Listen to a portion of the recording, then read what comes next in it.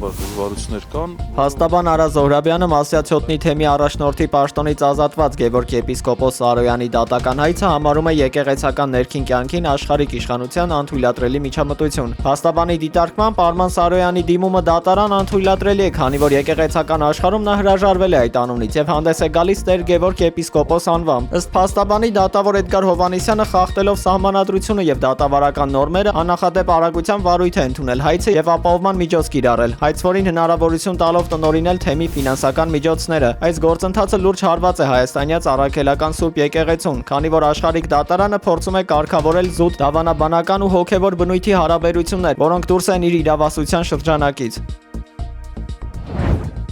Փետրվարին ԱՄՆ փոխնախագահ Ջեյմս Դեյվիդ Վենսը կայցելի Հայաստան եւ Ադրբեջան X իր միկրոբլոգում գրել է ԱՄՆ նախագահ Դոնալդ Թրամփը։ Նրա խոսքով այցելության նպատակը խաղաղության ջանքերը շարունակելն ու Թրամփի ուղին առաջ մղելն է։ Թրամփը նշել է, որ պատրաստվում են Հայաստանի հետ կնքել համաձայնագիր խաղաղ միջուկային համագործակցության համար, ամրապնդել ռազմավարական գործընկերությունը Ադրբեջանի հետ եւ ԱՄՆ-ում արտադրված պաշտպանական սարքավորումները վաճառել Ադրբեջանին։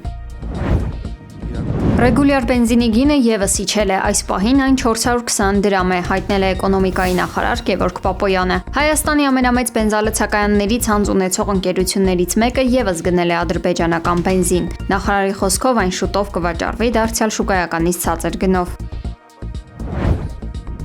Սիրիական կառավարական ուժերը քառօրյա հրադադարի համաձայնագրի շրջանակում ստանձնել են Ռաքա նահանգի Ալ-Աքթան բանտի վերահսկողությունը Սիրիայի դեմոկրատական ուժերի կամ քրդական ստորաբաժանումների դուրսբերումից հետո, սակայն Իրաքում եւ արտերկրում ապրող քրդերը չեն ցանկանում համակերպվել առկա իրողությունների հետ։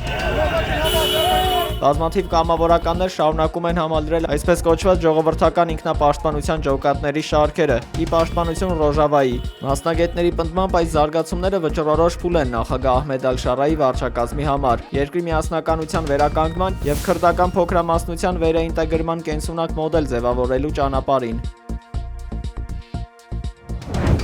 Աբու Դաբիում ավարտվել է Ուկրաինայի, Ռուսաստանի եւ Միացյալ Նահանգների բարձրաստիճան ներկայացուցիչների մասնակցությամբ եռակողմ փակ խորհրդակցությունների առաջին օրը, որի նպատակն է քննարկել տարածքային խնդիրների հանգուցալուծման եւ էներգետիկ ենթակառուցվածքների թիրախավորումից հրաժարվելու տարբերակները։ Չնայած Վաշինգտոնի ճնշումներին խաղաղության հասնելու համար եւ ռազմաճակատում ռուսական ուժերի նոր առաջխաղացումներին, Կիևն ու իր արևմտյան դաշնակիցները շարունակում են առաջնահերթություն համարել անվտանգության երկարաժամկետ երաշխիքների ապահովումը։ Այսօրվա հանդիպումներն արդեն եզրափակվել են եւ ինչպես նշել է նախագահ Զելենսկին, բանակցությունների վերջնական արդյունքներն ու հնարավոր փոխզիջումները պարզ կդառնան քննարկումների եզրափակիչ փուլում։ ՆԱՏՕ-ի պատմությունը կարծես թե մոտենում է ավարտին 75 տարի գոյություն ունենալուց հետո, գրել է ամերիկյան New York Times պարբերականը։ Հյուսիսատլանտյան դաշինքը կարող է կորցնել իր նշանակությունը Թրամփի քաղաքականության եւ Վաշինգտոնի առաջնահերթությունների փոփոխության ֆոնին։ Պատճառը Գրենլանդիան գրավելու Թրամփի հայտարարություններն ու գործողություններն են։ ԱՄՆ նախագահն ավելի վաղ քննարկում էր կղզու անեքսիայի հնարավորությունը, ռազմական գործողություններ սկսելու սցենարը եւ Եվրոպայի դեմ մաքսատուրքերի սահմանումը։ Այս շաբաթ նա հրաժարվել է սպառնալիքներից, հայտնելով, որ նախապատրաստվում է անվտանգության հարցերով համաձայնագիր, սակայն ճգնաժամն ինքնին ուժեղացրել է դաշնակիցների կասկածները ամերիկյան երաշխիքների հուսալիության հարցում, շեշտել են վերլուծաբանները։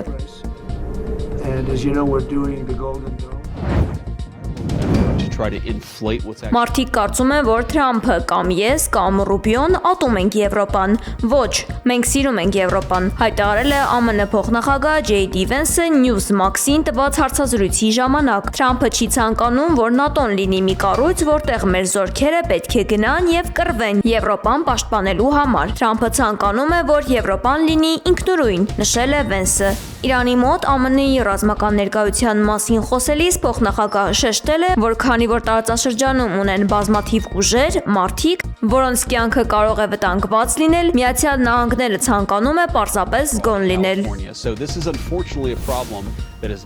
Կարծում եմ Թրամփը ուզում է համոզվել, որ եթե Աստված մի արասցե իրանցիներն ինչ-որ հիմար բան անեն, մենք արձագանքելու համար կունենանք անհրաժեշտ ռեսուրսները։